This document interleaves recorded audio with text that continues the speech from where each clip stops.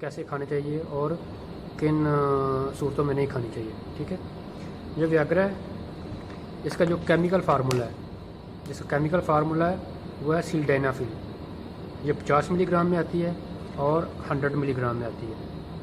ठीक है, ये उन लोगों के लिए होती है जिनमें इरेक्टाइल डिसफंक्शन होता है, या फिर जिसे हम कहते हैं कि आम ज़ुबान में कि जिनसी ख्वाहिश नहीं होती या जिनसी उज़्व में सख्ती नहीं आती, ये उनके लिए। और ख़ास तौर पे जो लोग डायबिटीज़ का शिकार होते हैं, शुगर का मरीज़ होता है, उसके लिए थोड़ा मसला होता है। या फिर वो लोग जिनकी उम्र 35-40 साल से ज़्यादा जाती है, तो उनमें थोड़ा सा मसला जाता है। और ये नॉर्मल बात है, कोई भी बंदा ले सकता है।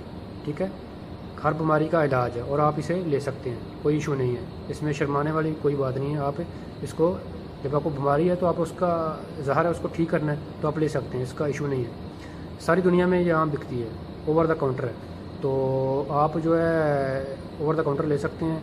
और दूसरी बात यह है कि ख़ासतौर पर मेरे ख्याल से पाकिस्तान में ये नहीं मिलती है, ना बनती है, तो वहाँ पे लोग जो है वो सारी इंडिया से ब्लैक होके आती है, तो वो टेबल के नीचे से देते हैं। ठीक है, ब्लैक में देते हैं। तो दूसरे नंबर पे हम इसका देखते हैं कि इसका मैकेनिज़्म एक्शन क्या है, कि ये काम कैसे करती है। दोस्तों, ये करती है, एक एंजाइम होता है फास्फोडाइस्ट्रेज, उसको ब्लॉक करती है, और वहाँ पे जो नाइट्रिक ऑक्साइड है उसकी कंसनट्रेशन को बढ़ाती है। और नाइट्रिक ऑक्साइड क्या है, वो वैज़ोडाइलेटर है, तो वो जो खून की नालियाँ हैं आपकी उज़्व ख़ास में, आपके उस एरिया में, वहाँ पे उसको खोल देती हैं, नालियों खोल देती हैं, वहाँ पे ब्लड फ्लो ज़्यादा होता है, जिसकी वजह से आपके उज़्व ख़ास में तनाव आता है, सख्ती आती है। और तीसरे नंबर पे हम बात करते हैं कि इसकी डोज़ क्या है, इसको कैसे खाना चाहिए और किस तरह खाना चाहिए। ठीक है, इसकी जो डोज़ है हमेशा लो डोज से स्टार्ट करनी चाहिए। पहले आप 50 को जमाएँ, 50 मिलीग्राम में जमाएँ। जो लोग 50 साल से नीचे हैं उनके लिए 50 डोज़ काफ़ी है। जो उम्र ज़्यादा हो जाती है या फिर जिनको शुगर है उनके लिए डोज़ हाई चाहिए होती है, लेकिन अदरवाइज़ ये 50 जो है वो नॉर्मल डोज़ है, आप इसको इस्तेमाल करें। अब हाई डोज़ पे ना जाएं, आप 50 इस्तेमाल करें। और आपने इसको लेना है, या तो आप खाली पेट ले लें या फिर आप हल्की ग़िज़ा खाएँ, थोड़ी ग़िज़ा खाएँ। और इसको खाना है जो फैटी फूड है उसके साथ नहीं आपने खाना है, जिसमें ऑयल ज़्यादा है या फिर जैसे दूध है, आपने उसके साथ नहीं लेना, क्योंकि फिर आपकी जो इसकी जिस्म में दाखिल होने की, ब्लड में जाने की जो रफ्तार है ना, अब्जॉर्प्शन है, वो कम हो जाएगी। आपने इसको फैटी फूड के साथ नहीं लेना, या वो बलाई वाला दूध होता है उसके साथ आपने इसको नहीं लेना। और आपने इसको हफ्ते में आप मैक्सिमम 2 से 3 दफ़ा इस्तेमाल कर सकते हैं, डेली बेस पे नहीं आपने लेना है, वरना आपको नुकसान होगा इसका।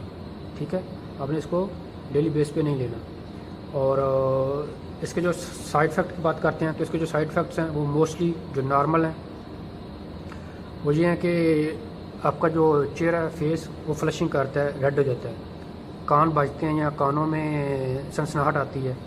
ठीक है, या आपका जो नाक है ये स्टफ़ी हो जाता है, बंद हो जाता है। ठीक है, बाज़ औक़ात लोगों को आँखों में अंधेरा आ जाता है, तो ये नॉर्मल है, ये 2-3 घंटे के बाद ख़त्म हो जाते हैं। या फिर आपकी चेस्ट पे दबाव पड़ता है, या और आपका जो ब्लड प्रेशर ऊपर नीचे जाता है, ये तो है नॉर्मल। या आपके स्टोमक में हो जाता है, ख़राब हो जाता है स्टोमक, तो ये है नॉर्मल, कि ये जो ख़त्म हो जाते हैं 2-3 घंटे बाद ये ख़त्म हो जाते हैं। और जो सीवियर किस्म का है वो ये है कि बाद लोगों को जब वो वियाग्रा लेते हैं तो उसके बाद क्या होता है कि जो इरेक्शन होता है वो पेनफुल होता है, बहुत ज़्यादा दर्द होती है और अकड़ाव ज़्यादा होता है, और वो 2-3 घंटे बाद भी सही नहीं होता। ठीक है, तो ये सीवियर कंडीशन है, इसको हम मेडिकल ज़ुबान में कहते हैं प्रियापिज़म। ठीक है, इस कंडीशन में आपने डॉक्टर के पास जाना है, डॉक्टर को कंसल्ट करें। ठीक है, ये लाजमी है।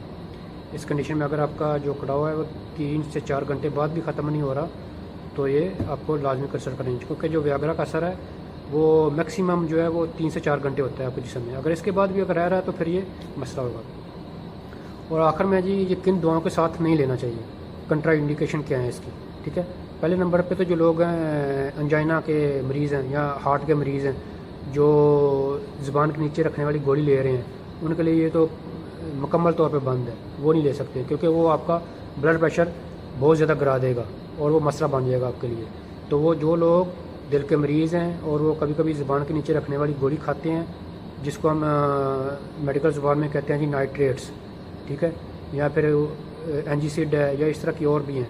ठीक है, जो ज़ुबान के नीचे रखते हैं, तो वो आपने उनके साथ कभी भी नहीं खाना वियाग्रा को, ये आपके लिए मसला बन जाएगा और सूरत डेथ तक हो सकती है। ठीक है। दूसरे नंबर पे जो इसको आपने, जिन लोगों का बीपी 90-50 से नीचे रहता है, जो लो रहता है 90 ऊपर वाली रीडिंग है, नीचे वाली 50, इससे कम होता है या इस तरह का होता है वो भी ना लें। और जिनका ब्लड प्रेशर 170 से ऊपर होता है वो भी इसको ना लें। और जिन लोगों को थोड़ा आई साइड का भी मसला होता है उनके लिए भी ये ममनू है।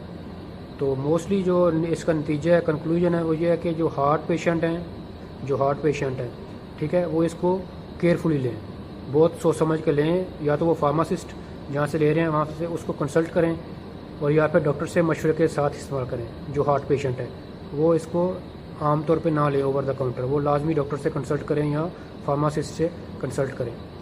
किसी भाई को किसी और मेडिसिन के बारे में इंफॉर्मेशन चाहिए तो इंशाल्लाह